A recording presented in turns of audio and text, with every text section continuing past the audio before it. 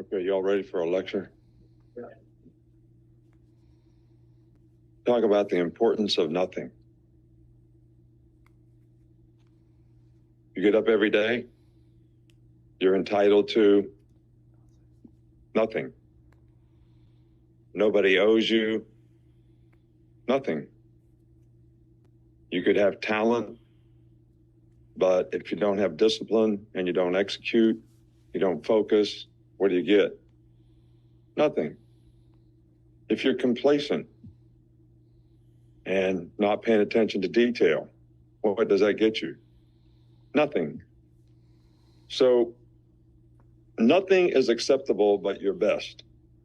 So we need to be, everything is determined by what you do and you trying to be your best so that you can build on positive performance so that, and that's the only thing.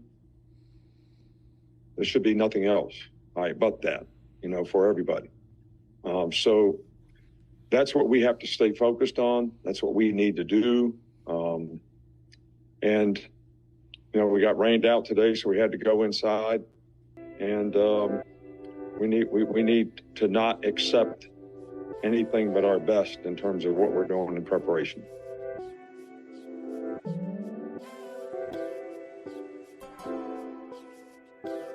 Good afternoon, Tuscaloosa, Internet World, West Alabama. Welcome in to the Football Friday edition of the Jim Gaither Show right here on BamaCentral, BamaCentral.com. You're watching us on YouTube, on Facebook, on Twitter. Listen to us on Spotify, Apple Podcasts, and on Amazon. It has been a fun week so far. We want to encourage you to follow us at Bama Central on Twitter, or at BamaCentral SI on Instagram, at Alabama Crimson Tide on Sports Illustrated, on Facebook, or anywhere that you get us on social media. You can, of course, go right to BamaCentral.com, the Sports Illustrated home for your Alabama Crimson Tide. We're going to have a fun week. We're going to have a fun show, actually, as we get you ready for the weekend. We want to encourage you, if you missed any episodes, you can watch us on all the platforms or listen to us on all the platforms we just outlined. We had Andy Hodges from allhogs.com joining us on the program yesterday. It was a fun, interesting conversation talking all things Arkansas Razorbacks. We're going to continue talking Arkansas Razorbacks today. We've got several SEC matchups as well, a couple outside-the-box questions, but we are going to be joined by my friends, the experts, Katie Wyndham and Austin Hannon. Before we bring them in, encourage you to go to BamaCentral.com, read my man Austin Hannon's work. He outlined a great piece on really the birth of the Nick Saban dynasty. Alabama beating Arkansas in 2007, really coming back from behind.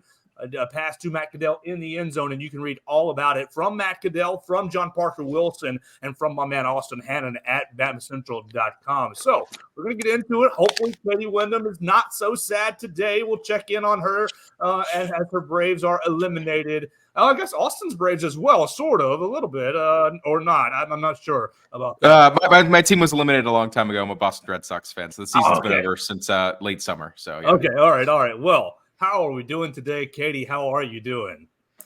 I mean, it was tough, but it's also classic Braves in the NLDS. So, not totally unexpected.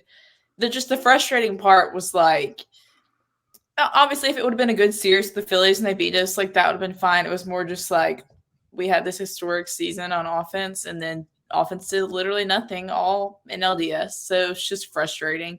But it's sports. The sun comes up. God's good. We're all good. Amen.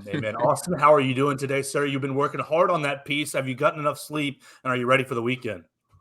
Yeah, I'm good. I think the main thing is going to be getting up tomorrow morning bright and early for the game. It's the first 11 o'clock game here this year, so it'll take a little bit of adjusting, but excited to be back at Bryant-Denny Stadium. It's been a couple long weeks on the road and a lot of driving, so I'm glad that that's out of the way at this point. Absolutely. Alabama's going to be at home for the next 2 weeks. The next 4 weeks. You get a bye week in there as well before going over to Kentucky. Before we get into the football, You guys are journalism experts. You guys, I look up to you for advice and for expertise. There has been a very interesting journalism conversation going on in the sports media world that Katie is probably very familiar with the Braves series wrapping up. Orlando Arcia, I want to know where you guys fall on the record, off the record, what's allowed to be reported in a clubhouse, this, that, and the other. Really, I guess there's no wrong or right answers. If you follow me on the Twitter machine at Joe Gaither6, you probably have seen the side that I fall on. I will not try to tamper with the jury. Katie Wyndham, how do you feel, or are you biased at all because of your Braves fandom about Orlando Arcia's comments about the Phillies, about Bryce Harper getting out, and then thus the Phillies fans latching onto it and it becoming kind of a rallying cry for the Phillies? Yeah, I mean, well, like I don't think like what he said was bad. Like it's not like he was cussing him out, saying he's a terrible player. It was just something fun for the fans to latch onto, and obviously the Phillies fans did. It's kind of interesting in like what we do, because obviously we're not in a clubhouse setting. We're the only time we're allowed in the locker room normally is in postseason. So we're like at Alabama, we're kept like as separate from the players, the coaches as possible. I did a behind the enemy lines interview with the Arkansas with All Hogs, one of their interns yesterday, and he asked.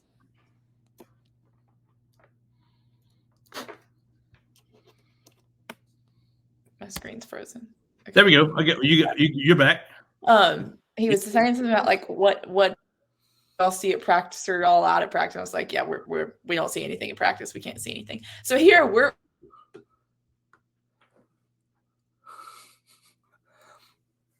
Oh, Katie's the perspective I'm really looking for. We're pretty much forced to be.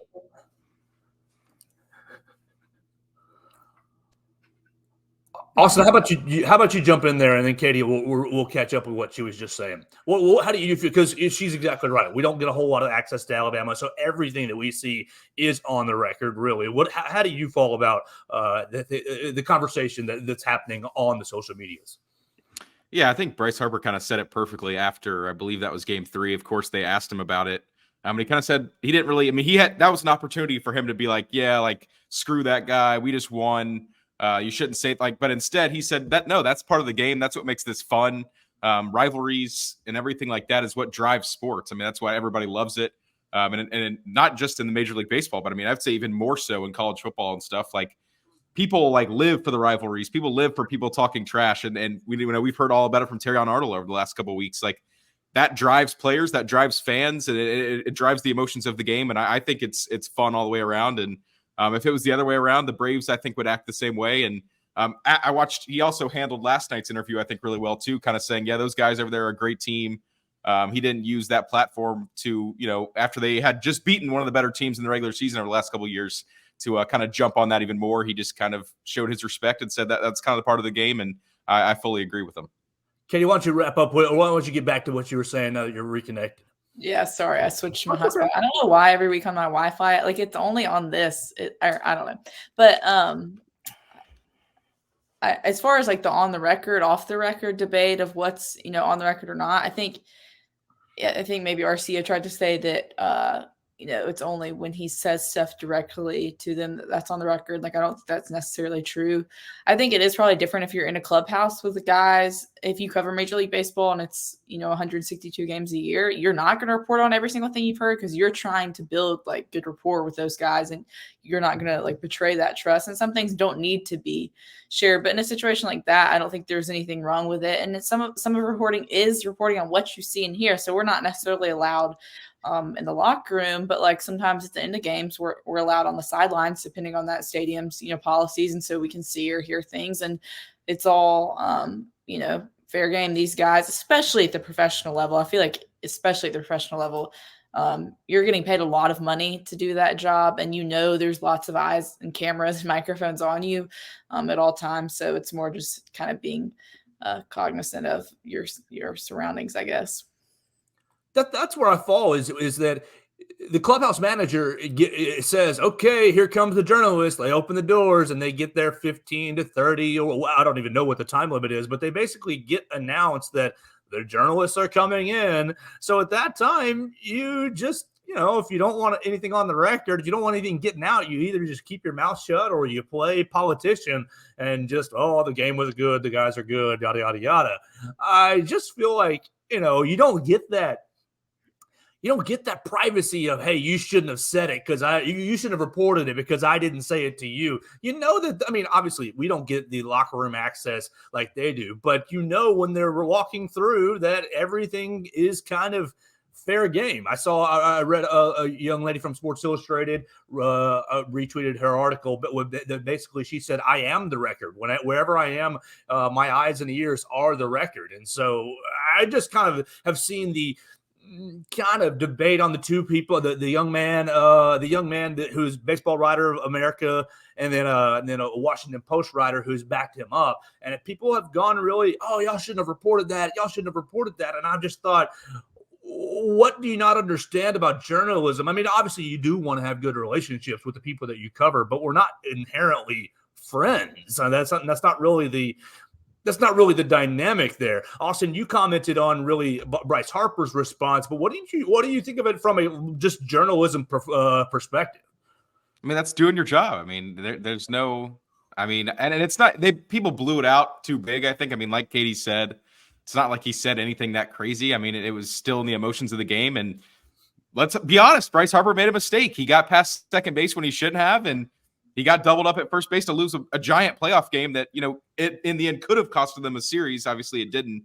But I think that him laughing it off in the locker room and saying that is completely normal. Just like I think it's completely normal that it was reported. And I think it's completely normal that the Phillies used it to their advantage. So I have no problems with any part of the situation. I just think that maybe if you're Orlando Arcia, you want to be a little bit more careful when you're still tied in a playoff series. But I understand that he was having fun with his teammates. And once again, that's part of the game too. Well, let's shift to football. And before we get to this weekend's game with Alabama and Arkansas, you two were out in College Station. You were out there this past weekend. Long drive for both of you guys out there to Texas. You saw a big old 26-20 win. I'm going to tie two conversations together. One, I want your reaction and kind of just your thoughts on the trip. But secondarily, this weekend is A&M at Tennessee. And Gary Danielson has made a little bit of news, or waves with the Volunteers fans by calling Neyland Stadium, not anything outside the ordinary, anything outside of what he sees in SEC stadiums. And all my Tennessee buddies are taking it personal, taking it really, really offended. Oh, gosh, he's not respecting how loud Neyland Stadium is. We're going to get after it on Saturday, XYZ. ABC. Well, you guys and Gary were out in College Station last weekend. 9 pre-snap penalties for Alabama, so 5 in the first half. Obviously, the 12th man was getting after it. Just for each of you, Katie, you'll go first. I want your reactions to the game, and then just kind of their crowd. And you guys have both been in Neyland Stadium when it was lit. Obviously, last year was crazy. What's your thoughts on Neyland as it stands, and Gary Danielson's comments as it stands with the rest of the SEC? Yeah, well, first of all, when we're covering games, depending on the setting, it's kind of different because Neyland and Kyle Field have closed-in press boxes, so completely closed in, no open. Bryant Denny's is closed in now. They'll open the windows up top a little bit, so you can still those are completely closed in. You can't hear anything. So you can hear a little bit, but you can't really hear the crowd. So it's harder to say. And really, in regards to crowd noise and Alabama's pre-snap penalties, honestly, I think there's a certain level of noise that I don't necessarily think it was because of the noise of the crowd directly. I think it's because they were trying to do silent snap to combat the noise, and that they hadn't practiced it enough, and they weren't, which is basically what Saban said this week. They should have practiced it more, and they weren't doing it effectively. I think once you reach loud, it's loud. If it's loud or the loudest, it's doesn't. Obviously it was loud in College Station. I think it is one of the loudest places. It's the largest. If it holds the most fans, A&M fans are pretty engaged throughout the whole game.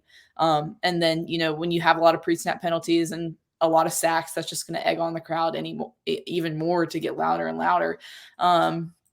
But trying to go back to your first question of, it was a big win for Alabama. It put them in a really good position at the top of the SEC West. And kind of when you look at the way the rest of the schedule lays out, maybe an even more favorable position. I think kind of I've already written about this, or I feel like we've talked about this of, A&M challenged Alabama to throw the ball, and Saban was asked, I think on Monday, about whether or not it was they were challenging to throw it or if it was that Alabama just couldn't run the ball, and they said it was a little bit of both. But Jalen Milroe proved that he can, win the game with his arm if he needs to, and he made, he had some bad decisions with the sacks and the interception and missed the wide open touchdown, but then he made some really good NFL level throws. That Austin tweeted about one of them. He connected with the deep ball like he's been doing all season. He wasn't reliant on his legs and was able to do things with his arms. So I think, which this is kind of what Saban talked about last night on Hey Coaches against Mississippi State. We saw Alabama run the ball effectively last week. We saw him pass it effectively. This is kind of like obvious, but he said, if we can put that together, then we'll have a really effective offense. And so can they do it? That's the key. Will they be able to kind of put both those things together in the game and on the big stage? And I think last week was a good start to that. Yeah, I mean, like Katie said, extremely gutsy win for a lot of different reasons. A lot of people thought they were going to lose the game. A lot of people nationally picked them to lose the game. They lost Malachi Moore in the second quarter. Texas A&M held Alabama to 23 rushing yards. I mean, you stack up, you have 14 penalties for 99 yards. You stack up all these things, and you're like, there's no way they won at Kyle Field doing all that. And they did. So Jalen Milroe took another big step forward last week. I think personally, just looks great back there now. I mean, deep throws, intermediate throws, short throws. He's doing all this amidst getting sacked 5 or 6 times too. I mean, getting back up and shaking it off and continuing to play the game the way that Saban wants him to. So Jermaine Burton, huge game for him. I think that was very important for him and his confidence moving forward. And maybe now Alabama has a target that they feel comfortable going to as the number one guy. Obviously, they're still towards the bottom of the conference in wide receiver yards and passing yards and everything like that. But when you're able to take away Alabama's run, they showed that they could throw the ball down the field on you. And Jermaine Burton and Isaiah Bond were a big deal for that. And like Katie said, it's about putting it together. They've shown some games, Roydell Williams, Jace McClellan can run the football. They've shown games now where they can throw the football, but can you do both of those things alongside that defense that continues to just get better and better every week? Me and Katie did midseason report card for just a minute yesterday, and the defense has been the superstar for the team this year. They're near the top of the conference. They're forcing turnovers. They're getting non-offensive touchdowns even when they get wiped off the board. So everything's kind of coming together. And it's so funny because you think back to week 2 and obviously morale and everything was so low around the program and everybody thinks it's dead again. And here we go again, people. All these wins start stacking up. And I don't think there's another obstacle as big as that one that they overcame last week on the rest of the schedule. So in my opinion, last week's game meant see you in Atlanta for Alabama. And I'm sure a lot of fans are happy to hear that. Whoa, Austin. Okay. I like it. I do like it. I will see. I mean, because I had some people in the early part of the season, if y'all lose to Texas, well, Alabama is going to. I said, well, you can win the West. You can win the West and get to SEC championship. A Texas game might not be relevant. Well, if y'all lose to Texas, I had my cousin, there's no way you're going to win the West. And I said, just wait. We'll see what happens. Let's build off that conversation. We're right here at 6 games in. What's the biggest thing you've learned about Alabama, about this team or about Nick Saban or just about the program? What's the biggest thing that you've learned that you didn't know going into the year?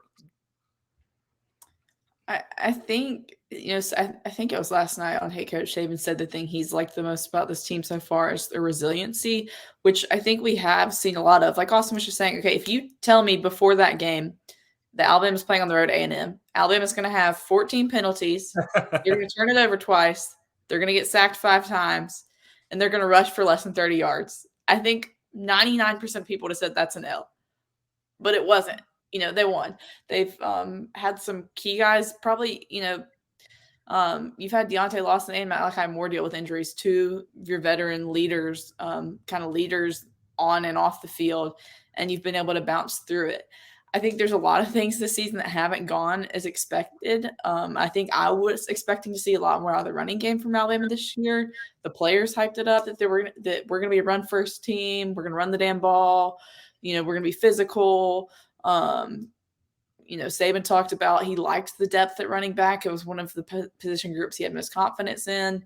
And then we've barely seen, basically all we've seen is Jason Roydell, and they haven't had a ton of success. Roydell's had a good game.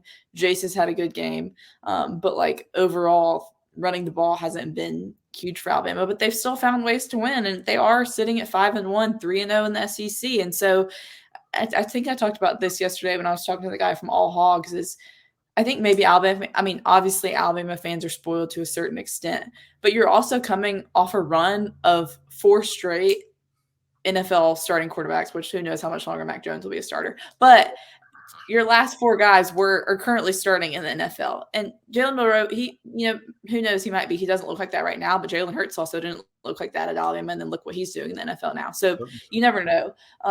But there was going to be some drop off this year offensively. It's not going to be the offense that's going to be automatic, going to put up, that we've been used to seeing the last couple of years that can easily put up 40 to 50 points.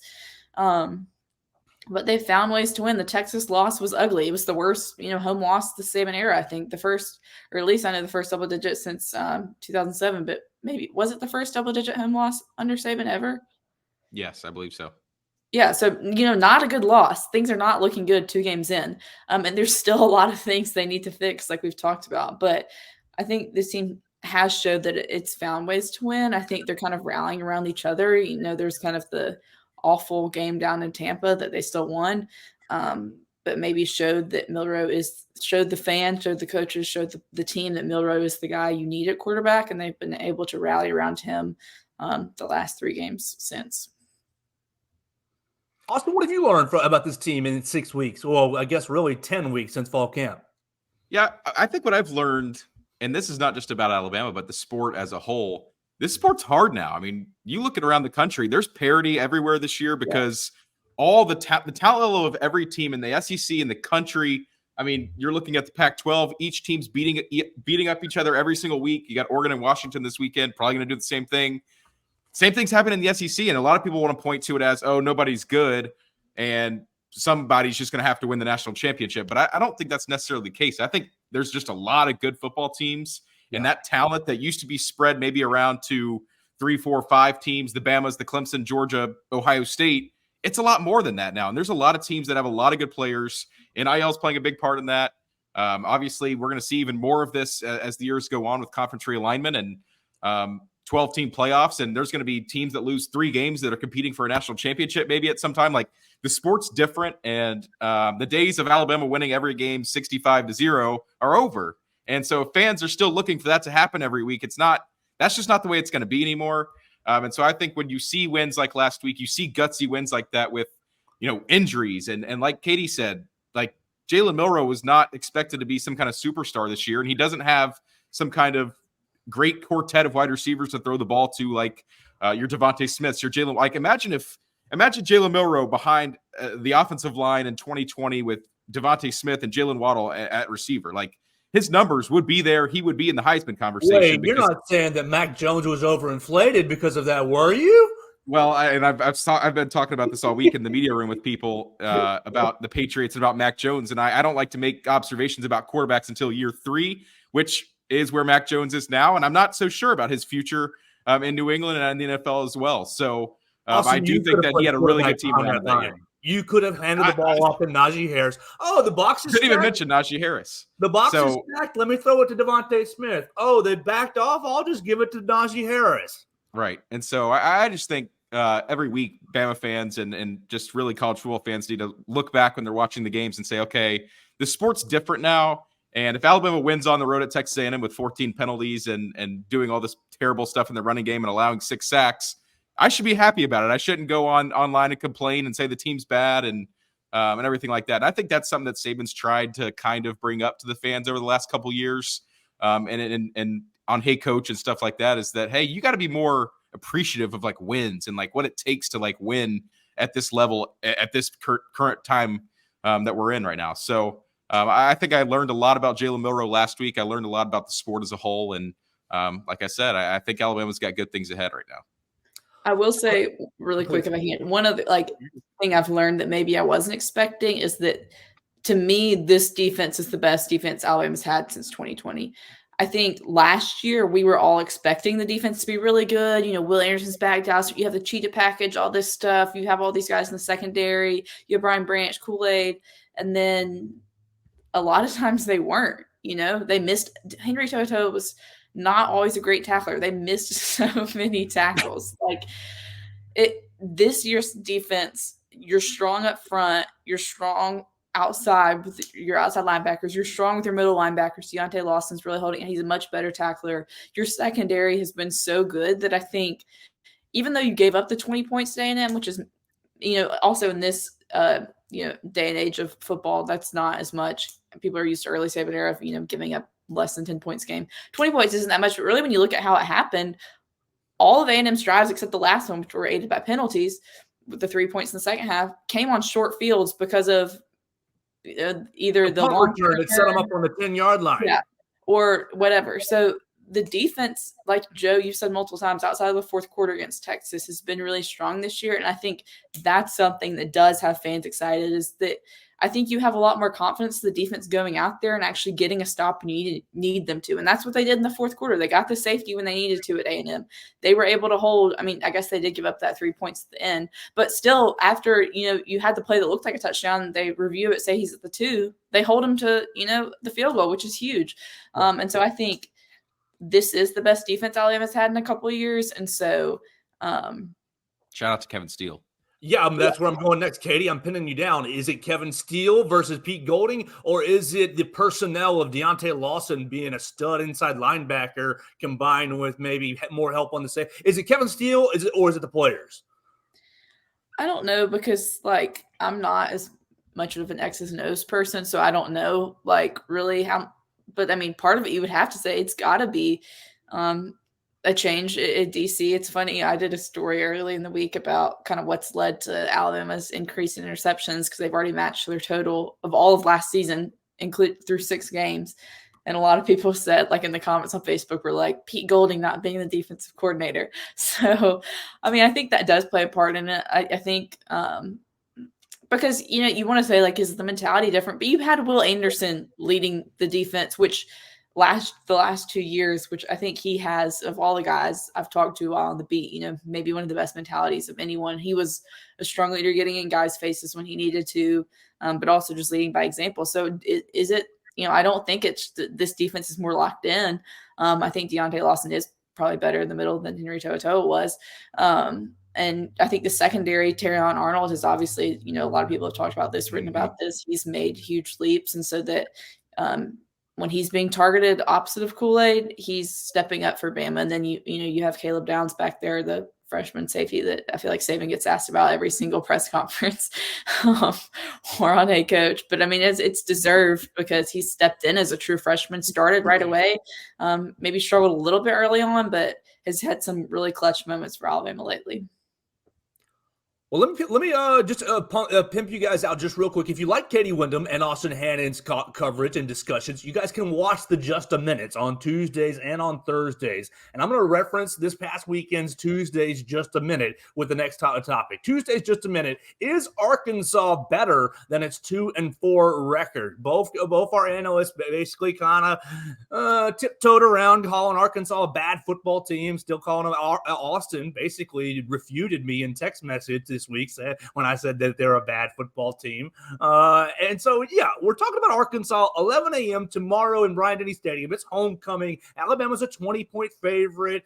They've lost 4 in a row. They're 0-3 in the SEC West. But as noted on Just a Minute on Tuesday, please check that out on BamaCentral.com each and every Tuesday and Thursday. As noted, Arkansas played close at LSU, losing by 3. Played close at Ole Miss, losing by 7. Kind of let one get away with turnovers in Jerry World with Texas A&M, losing by 12, I think it was. But really, Arkansas's offense was aided by a pick 6 from their defense in that game.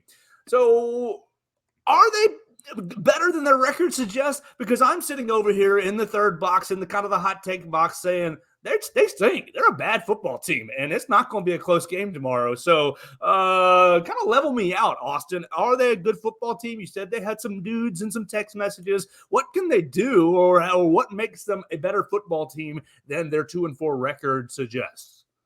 I just think they have to figure out how they can start getting some push up front. Over the last few years, this Arkansas team has been built on running the football with both their quarterback and running back, and having a good offensive line and beating up on teams doing that. And this year, they haven't had the offensive line play, and so they haven't had the rushing game, and so they've lost 4 games. And I think what they need to continue to, they don't need to. I feel like the teams, when you get into a situation like this and you're 2-4, you're 0-3 in the West, you're sitting at the bottom of the table, you feel like you need to just change everything. You're like, okay, this is not working. We need to do something different. Now we're playing Alabama on the road. You feel like you have to be special. And I don't think that they need to go that angle. I think they need to just try to figure out how they can do what they have been doing well over the last couple of years and run the ball. I know you're out in College Station, so I don't know if you got to see really the Ole Miss game. I've been watching it back this week. They moved every single offensive lineman to a different, 3, not every single. They moved 3 of their 5 offensive linemen. Oh, center's playing tackle, guards playing right guard. They moved them all around for that Ole Miss game, and then in a couple of series, they moved them right back. And so they've got a similar issue that Alabama's got. They're trying to figure out who are the best 5 guys and who are the 5 guys that we want at the 5 positions. And Saban kind of talked about that again on, I can't remember what day it was, earlier this week when I did the story on the 2 left tackles.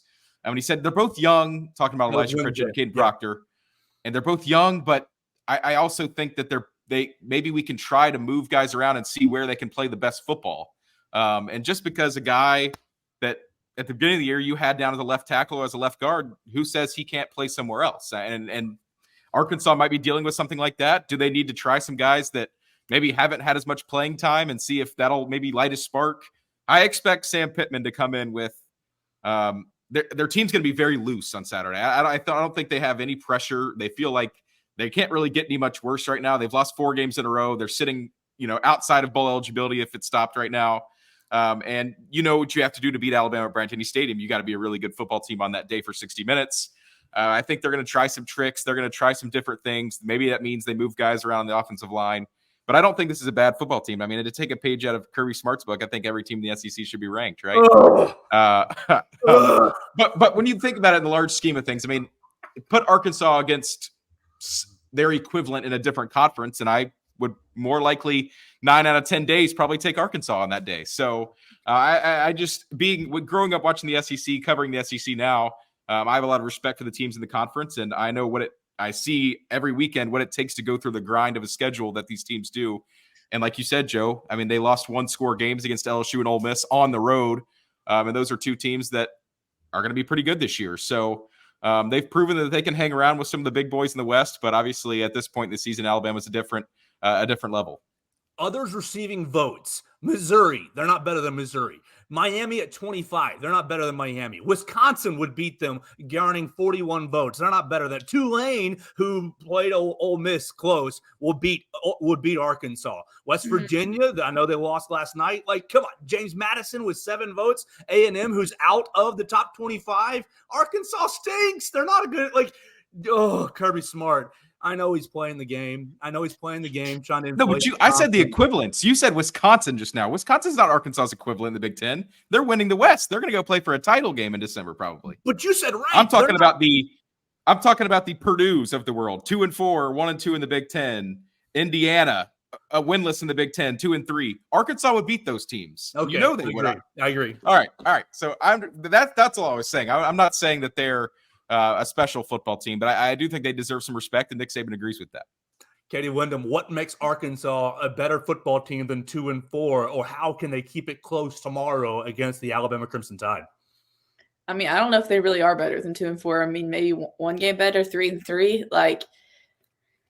And I have some family in Arkansas that I love that are big Hogs fans, but I mean, I remember last year he was really mad about Sam Pittman in the Arkansas game, the Alabama game at Arkansas. So I don't know. There's been some, chatter this week about how much longer does Sam Pittman have.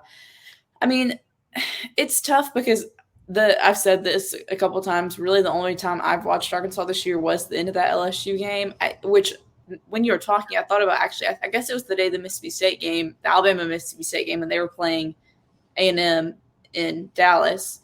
I had that game on before we left for Starkville that night, I think. And I remember there were a lot of good games on in that time slot, though. So I wasn't watching that game. But I remember I flipped to it, and they were talking about how the Arkansas offense couldn't do anything. And then on that series, I think I saw KJ Jefferson get sacked like twice. And so I don't know. I haven't watched a ton of them. Talking to the intern from All Hogs yesterday, no one in Arkansas sounds very optimistic about this program. I think he said they're not even sending anyone to this game. That's what Andy said yesterday. He said, I'm going to watch it from my hot There's tub. no point in them coming and watching Arkansas just get killed by Alabama. Now, will Alabama kill them? I don't know. We haven't, the intern asked me if I thought that the 11 a.m. kick would, have an effect on the game. I was like, Alabama's already gotten off to a pretty slow start, so I don't really know how it can get much worse. They went 3 games in a row without scoring a first half touchdown. So, I don't think the fans are going to be as in it. But as I told, I think it's Daniel yesterday, I don't know how much the fans would have gotten into an Arkansas game, whether it was at 2:30 or 6 p.m. So, I really don't think the start time is going to have too much of an effect on it. But I do think KJ Jefferson is the type of quarterback that can cause Alabama some issues. But like we talked about earlier, this defense has been solid. I'm going to be looking more at what can Alabama do on offensive speed to be successful. Can they actually have a balanced attack of running and passing that open things up for each other in other parts of the game?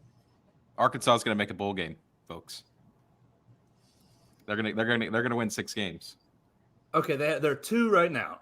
They have at Bama, Mississippi State, at Florida, Auburn, and Missouri. And then they also have, Florida International. All right, you get the Florida International, gives you 3.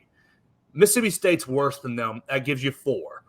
Yep. Oh, you got to get 2 out of Auburn, at Florida, and Missouri. Auburn and Missouri at home, though. I think they can beat Missouri at home, and I think they will beat Auburn at home. Florida, the swamp will be a challenge for them, obviously, but I don't think Florida's. Which I have a prediction coming about Florida later, but I think that will be a tough game for Arkansas there. But I think they finish the season 6-6 somehow. Oh, there you go. Awesome, that's a believer. But even if you finish 6-6, which is that what they finished last year because they played in the Liberty Bowl, right? Against Kansas, so. Is that what you want from your program in the SEC? No, to be continually finishing 6-6. So no, but 6-6 is better than 2-4, and the question was, is Arkansas better than 2-4? And I'm saying yes. Okay, all right. So the biggest concern for the Arkansas Razorbacks, Katie kind of laid it out a little bit earlier with the Alabama defense. Alabama's defense is got 23 sacks on the year. Arkansas has given up 23 sacks on the year. Arkansas has given up 120. They're at 120th in the country in sacks allowed and 121st in tackles for loss. They've rushed for 36 yards against Ole Miss, 42 yards against Texas A&M in the last 2 weeks.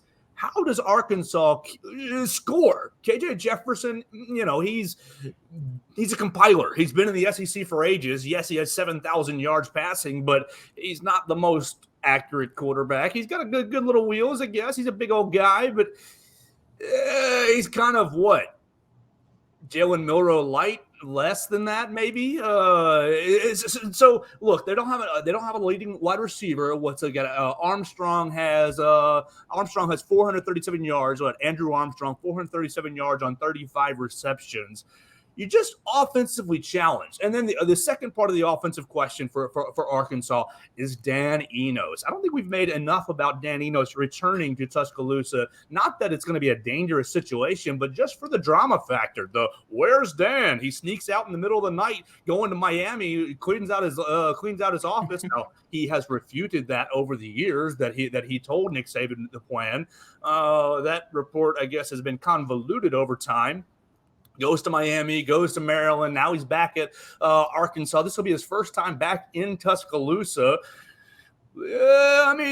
What's going to be the Arkansas game plan offensively? Yesterday, Andy Hodges from allhogs.com essentially said, we need to just run the ball as much as possible, milk the clock as much as possible, keep the ball out of KJ Jefferson's hands, get Rocket Sanders going. Rocket Sanders, not necessarily fully healthy, but their last 2 weeks against, y'all saw A&M's defensive front up close and personal, 42 rushing yards. Ole Miss, y'all saw him up close and personal in the Bryant-Denny Stadium press box, only 36 yards rushing. It's been tough sledding for that offensive line, and subsequently the Alabama defense, the front has been absolutely absurd. You kind of hit Dallas Turner and Chris Braswell as a pair, but just up front, Tim Keenan, Justin Aboigbe, Jaheim Otis, Demarion Latham coming off the bench. You've got some dudes coming out, playing defensive line. Damon Payne as well. Damon or Duran? The kid from Michigan. Damon. 44. Damon. Thank you. I always get him confused with the old Alabama defensive lineman. Not old, but so what are they going to do to, like, offensively speaking? Hey, you're gonna have a hard time throwing against Kool-Aid and Terrion. Your offensive line looks like it's going to get swallowed up. You do have a veteran quarterback and a coordinator that's going to be motivated, but I'm just having a hard time seeing any path towards, okay, we can stay in it and make this a third quarter game, a fourth quarter game. Neither of you have to be motivated. Oh, okay. It doesn't matter. I don't have an answer either. So I'm not set on the middle of Alabama's defensive line yet. I am set on Dallas Turner and Chris Braswell. I am set on Deontay Lawson in the secondary. But I do think if there is a weak part of that Alabama defense, it's up through the middle with Jaheim Otis and Justin Aboigbe and Tim Smith and whoever else goes into the game. I think that's where Arkansas needs to try to go first. And if that stops working, it's not looking like Malachi Moore is going to be able to play in the slot. And so maybe that opens some things up in the middle of the field in the passing game for them.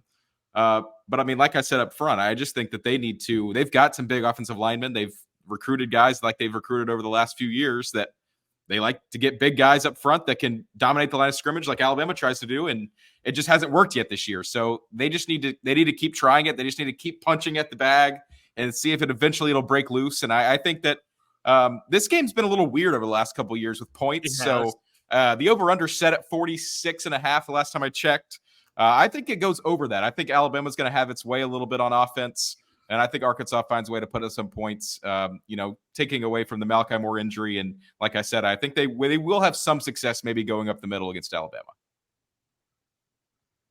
I don't really have much to add to this because I haven't watched none of Arkansas. And yeah, like it seems like from looking a little bit at their stats this week, though, and looking at what the Alabama defense does well, I think it is going to be tough sledding for them. And if you like sacks, this might be the game for you because I think these two teams are at the top of the SEC. Alabama's number 1, Arkansas's number 2, and sacks allowed, I'm pretty sure. So penalties as well. Penalties is neither team doing very well in the penalty category. Gosh, I don't want to see a whole lot of yellow flags tomorrow just for either side. That just junks up a game.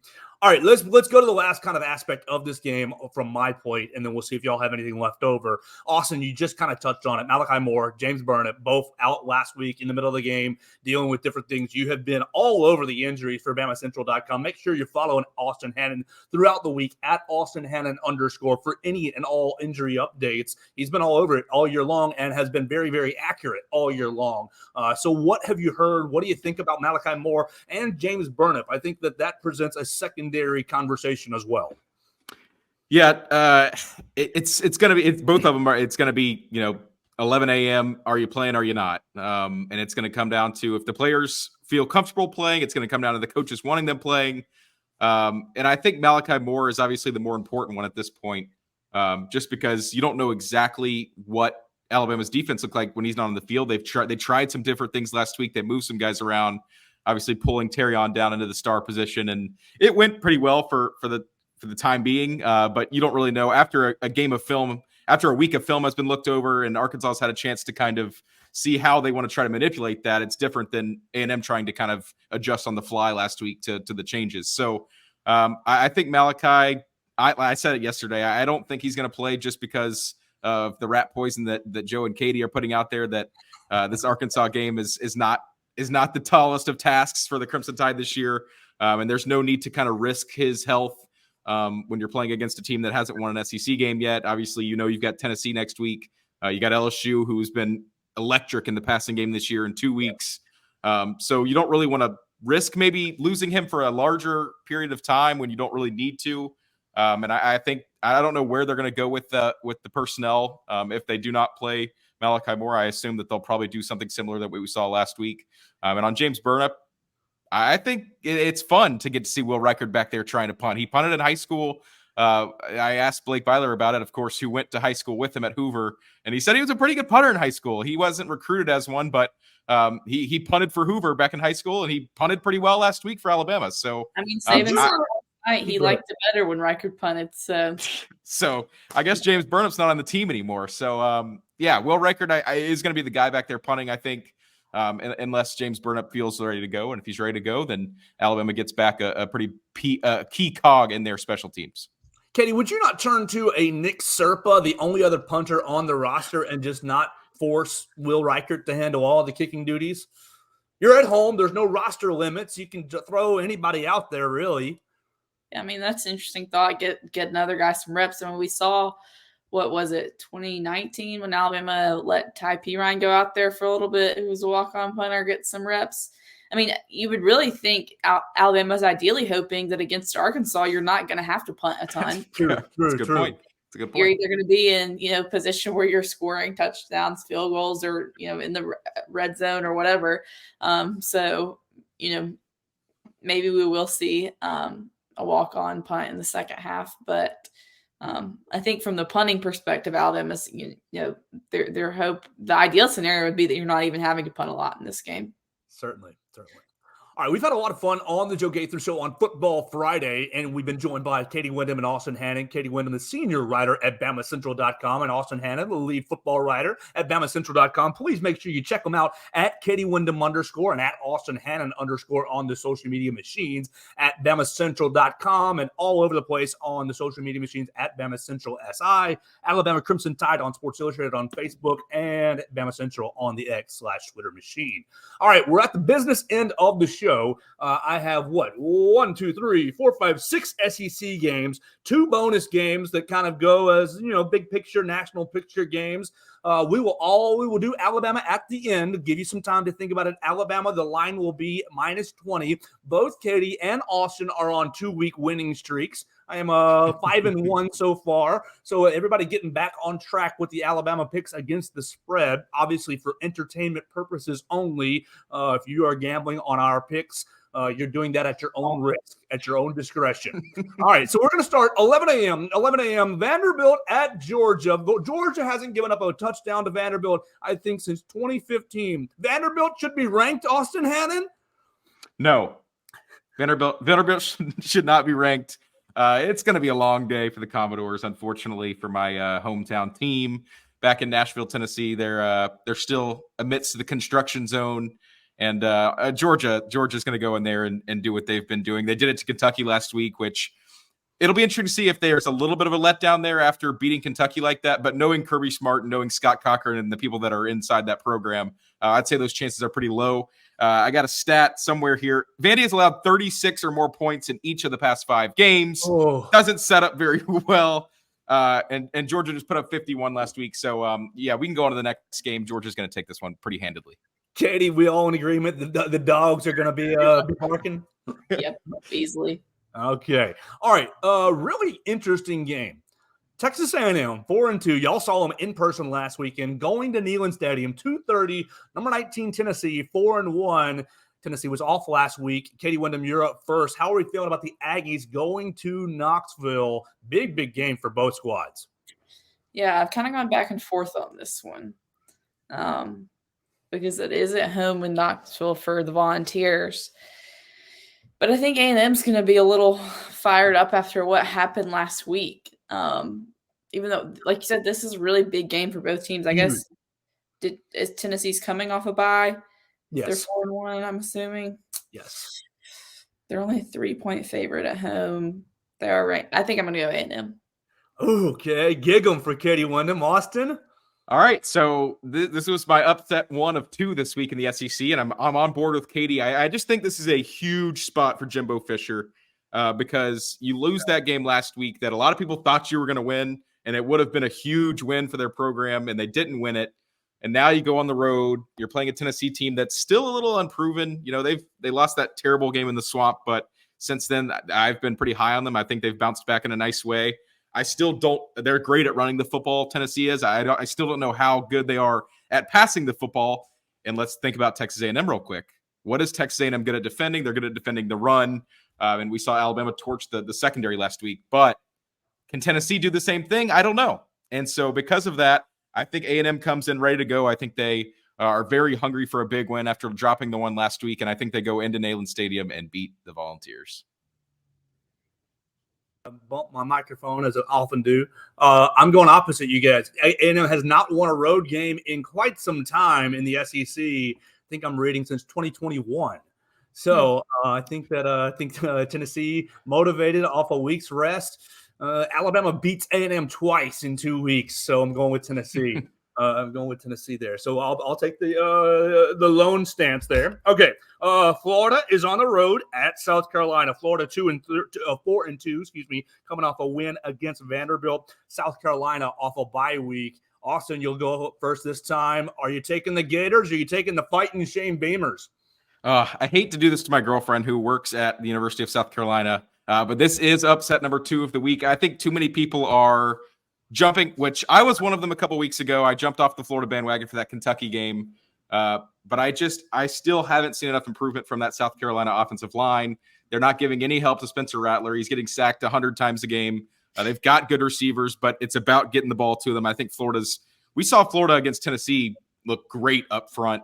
They look fast, physical, strong, and that does not bode well for that South Carolina offensive line. That is one of the worst in the conference. I'm going Gators to get the win in Columbia. It's gonna be a great game. I wish I could see more of it. It's not at night though; it's in the afternoon. But I am going Florida to get a huge win on the road. I was thinking about going Florida, but just to switch it up, I'll go South Carolina. They are the favorite, kind of like you talked about. Jimbo's in an interesting spot. Shane Beamer, obviously he's still early in his career at South Carolina, but I mean they're sitting at 2-4 right now, or 2-3, excuse me. If you drop this game at home, you're not in a great position. So I'm going to go South Carolina at home.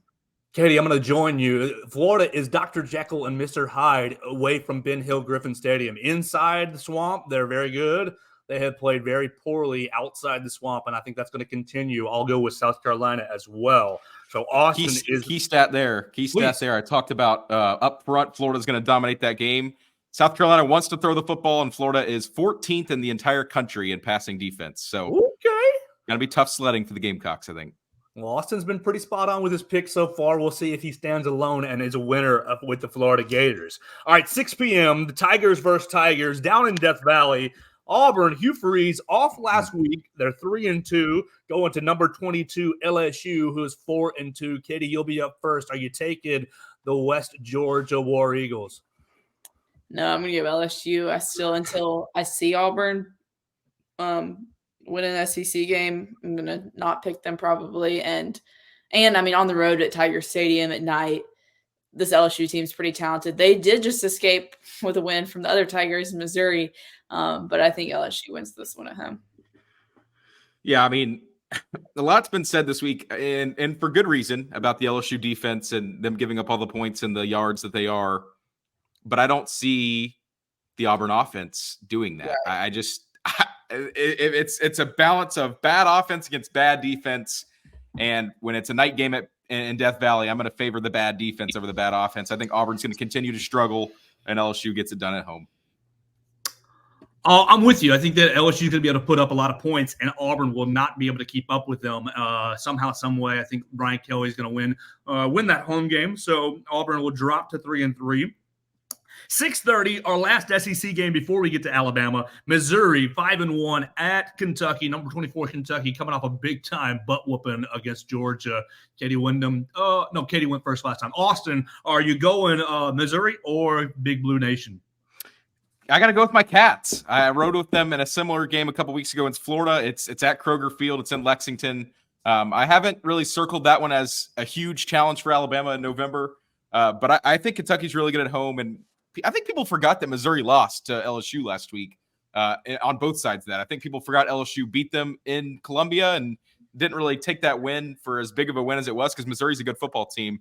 Now they got to go on the road to Kentucky, and Kentucky's ready to go after getting, absolutely just dominated disgustingly last week in Athens. They need a win back home, and I think they get it over the Tigers. I'm going to go Missouri because they lost that game last week against LSU. Really a game I think they're going to be kicking themselves that they should have won.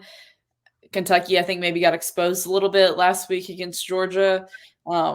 and I just keep thinking more and more about the point that Steve made on the Mississippi State show a couple weeks ago about if Kentucky was in the West and Mississippi State was in the East, and just how being in the East kind of overlooks some things, which obviously both Kentucky and Missouri are. But I just never have a lot of faith in Mark Stoops, and maybe he'll prove me wrong, but I'm going to go Missouri. I'm going with Missouri as well. I wonder how Mark Stoops' comments will land with his own players. Oh, you guys, if y'all are upset, fans, if you're upset, you can donate to our NIL fund to get us better players. I wonder how that's going to set. I mean, he's right. He's absolutely right. But I wonder how the locker room is going to receive that, if that's going to be kind of a contentious point. And I think Missouri just has a lot of momentum. Yeah, they lost to LSU last week, but I think they found a way in many of these games to stay in them and to win a lot of them. Obviously, didn't work out in the last 4 minutes of the game against LSU this past week, but I think their talent probably shined through just a little bit there. Y'all want to go Alabama next, or you want to go the two off the board out of conference games next? Austin, your pick. Let's go off the board. Perfect. I like Oregon. This. Oregon and Washington, 2:30, undefeated, both 5-0. Washington is a 3-point favorite. You don't have to pick against the line, but how are you feeling about this Pac-12 matchup? I think both these teams are really good. Both have shown some good things. The Pac-12, like Austin said earlier, though, is just wacky. I mean, last week, that USC game late at night, got hooked into that when I did not need to. And, they're supposed to be good, and just, I don't know. But I think because I think both these teams are so good and it's so tight, I'm going to give the edge to the home team and go with Washington. All right, big stat. All right. This game's been circled for me huge. I hope I get home in time to watch it. Me and Blake Byler have been going back and forth about this game all year. I've been Team Oregon. He's been Team Washington, but I cannot believe I'm doing this. I'm switching the pick this week. Something has come into me this week that I believe the Huskies are going to get it done, and it's because of our old friend Bo Nix. Here's the stat that you want to hear for this game. In his Oregon career, exactly where I'm going with this. In his Oregon career, first of all, this game's in Seattle. Bo Nix is 26 touchdowns to 2 interceptions in Eugene. Away from home, he has 28 touchdowns and 15 interceptions on the road in his Oregon career. I think it's going to be a shootout. Both offenses are awesome. I think Bo Nix makes a couple too many mistakes, and the Huskies stay undefeated in the Pac-12. I'm going 3 for 3. Washington, Michael Penix. They're going to take a big step forward towards the college football playoff. The last off the board game is the battle for the Jewel Shillelagh over there in South Bend. Number 10 USC at number 21 Notre Dame. Katie Wyndham talking about that 3 overtime game against Arizona last week for USC. Notre Dame a 2.5-point favorite. And they lost last week to Louisville, correct? They've lost to Ohio State and now Louisville. Austin, you're up first. Are you taking the Fighting Irish at home? Or are you taking Caleb Williams and Lincoln Riley? I'm going to do the unpopular thing here, which it doesn't seem like it should be that way. With Notre Dame losing 2 games, they are the favorite by a couple points. I believe 3. It's in South Bend. Everybody wanted to jump on USC last week after they kind of nearly got away with that win over Arizona at home, which was not good. I watched it in the hotel over in Texas, but I think this is going to be one of those games where Caleb Williams takes over. I think the Heisman in him takes over. He puts together a massive game against a great Notre Dame defense, and USC is able to find a way to stay undefeated, and they went on the road, and Notre Dame is scrambling with 3 losses. Before you pick, Katie, let me jump in and ask your opinion on Lincoln Riley's comments this week saying our bad defense is just a media narrative, and then make your pick. I did not hear that quote, but what I was going to say about this game is when I watched USC last week, that defense looked horrible. I mean, they couldn't even tackle against a team that lost. Oh, no, Katie, that's just your media narrative. I mean, they almost lost. They should have lost at home to an Arizona team that lost to one of the worst teams in the SEC. So I don't know. The USC defense looked bad to me, which the Notre Dame offense has not exactly been lighting it up. Only scored, I think, 14 against Ohio State, 21 against Duke, and that touchdown came at the last minute. Let's see. I think they scored only 20 points last week at Louisville. So their offense hasn't been lighting it up. One of them was trash time, too. Yeah, this USC defense may be like the antidote to that. So because it is in South Bend, even though they did lose to Ohio State there, I'm going to go with Notre Dame. With their backs, I'm going with walk Katie. 2 losses there. I'm going with you. Hail, hail to Notre Dame. I think that Caleb Williams and them guys are not going to be able to. It's a big week. It's a big week. I'm Jon Snow against the Army right now this week, and I like that. That's okay. That's all right. You've been pretty spot on with your picks. I think we've all taken at least one solo pick. You were solo with Florida. You were solo with Kentucky, and I think I was solo with Tennessee. So there we go. That'll be a lot of fun as we get into the weekend. Once again, now our eyes will be all focused on Alabama hosting Arkansas, homecoming week. Get out to the new parade route, 7 a.m. If you're going to be celebrating the parade. You can see the hungover sorority girls. You can see all the cool cars, and you can see obviously the $1 Million Band marching over and over and over down University Boulevard at 7 a.m. tomorrow. It's going to be a huge day. It's going to be a lot of fun. 11 a.m. Do not look up into the sun in the second quarter. Keep your eyes on the field. Don't hurt yourself. You won't see the rest of the game if you do. And that'll be very sad for everyone. So Alabama, 20-point favorite, trying to keep control of the SEC West. 5-1 on the year, going against Arkansas. 2-4, lost 4 in a row. 0-3 in the SEC. Austin, why don't you make your pick first, Katie, and then myself, and we'll round it out. Second straight week, I'm not very confident in this pick. I did say Alabama last week, and they did end up covering. I'm not confident in this one either, but I do think Arkansas covers that giant number. I don't think it's very close. I think it's going to be a slight cover. I think it was at 19.5. Now it's at 20. I already thought it was a little too much at 19.5. I think Alabama probably wins the game by 17, 18. But I just think the 11 a.m. kickoff, they're not used to that. They haven't woke up that early this year. I think it's going to be a little bit of a groggy game early on. And I think Arkansas plays a little better. I've been talking a big game about them this week. I do think they're better than that 2-4 record. I think they show up with a little bit of fight on Saturday. I think they play loose. I think they make a couple plays to keep this game, in the distance. I don't think it'll be a close football game, but I think they hang around a little bit, and Alabama wins it by about 17. There we go. I like that pick. I like the analysis. Katie Wyndham, the lead writer, the senior writer at BamaCentral.com. How are you feeling about this matchup?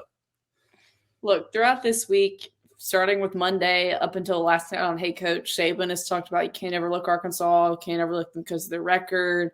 Yesterday, Pat McAfee said like 3 times on his show something about Alabama being a 20-point favorite. And then last night on Hey Coach said that guy kept saying 20 points. Did you see the glare he gave McAfee at the end? Yeah. I knew if any of us said anything to him in the press conference about them being a 20-point favorite, he would just lose his ever-loving mind. But McAfee said it 3 times, and he has to control his tongue because of that $1 million paycheck he's getting. But a lot of times when he says stuff like this, but we can't overlook the opponent, he's normally saying it because either the team is not focused or because it's just something he's trying to drill in all week. So which one is it with this team? I think maybe at the beginning of the week they were still kind of riding high from the A&M win. So I think he's been instilling it in them this whole week. And then I just think this Arkansas defense is going to have trouble scoring on Alabama. So I'm going to pick Alabama to cover. Austin, Coach Saban's setting you up, man. He's setting you up. I think this is going to be pretty big. Come on, right? Do it, Joe. Do it, Joe. Jump on the bad Arkansas. Do it. Earlier in the show, I've been thinking about what my final score was going to be and if it was going to fall on the line. I wrote down 35-13. And so that puts it at a 22-point win. I think you're going to see Arkansas can't score. They cannot score on this defense. There's not going to be any sort of way you're going to have Dallas Turner, Chris Braswell in the backfield all game long. You're not going to be able to run the ball. KJ Jefferson's going to throw a pick 6 to Terry Arnold or somebody like that. Okay. I think a late touchdown to go onto your groggy performance. I do think you're right on that. I think a late Alabama touchdown down the field, Coach Saban trying to take the air out of the ball, puts Alabama over the line. I'm taking 35-13. Alabama covers. So we'll all be in the press box tomorrow. It'll be fun to we'll see what they're serving in the Bryant-Denny Stadium press box. You can follow all of us at BamaCentral.com. Follow Katie Wyndham at Katie Wyndham _ at Austin Hannon _. I'll be there. I'll bring the clown in the press box at Joe Gaither 6. Y'all can see all of our tweets there. Follow us on live updates, and we'll be following whatever Sam Pittman has to say and whatever Nick Saban has to say after the game as well. And we'll be back on Monday for another edition. We'll break down the win or the loss, either way, right here on the Joe Gaither Show on BamaCentral.com. So make sure you're at BamaCentral.com, at BamaCentral SI on the Instagram machine. You can watch us each and every day on YouTube, Facebook, or Twitter, and listen to us on Spotify, Apple Podcasts, or on Amazon. So for Austin and Katie, thank y'all so much for making this a smarter show, a more informative show each and every Friday. It was Football Friday. I hope everybody enjoys the weekend. Big slate of football on tap, and we will be in Bryant-Denny Stadium bright and early. What time, Katie, boss lady, what time are we meeting? 7:30, 8, 6? No. Normally I get there around 3 hours before kickoff, but there's really no point tomorrow. It'll probably be between 8:30 and 9 when I get there, maybe. So sounds like a plan. We'll have coffee with Katie Wyndham in the Bryant-Denny Stadium press box tomorrow. Hope you guys have a great weekend. Enjoy all of the football. We'll be back on Monday with another edition of the Joe Gaither Show on Bama Central and BamaCentral.com.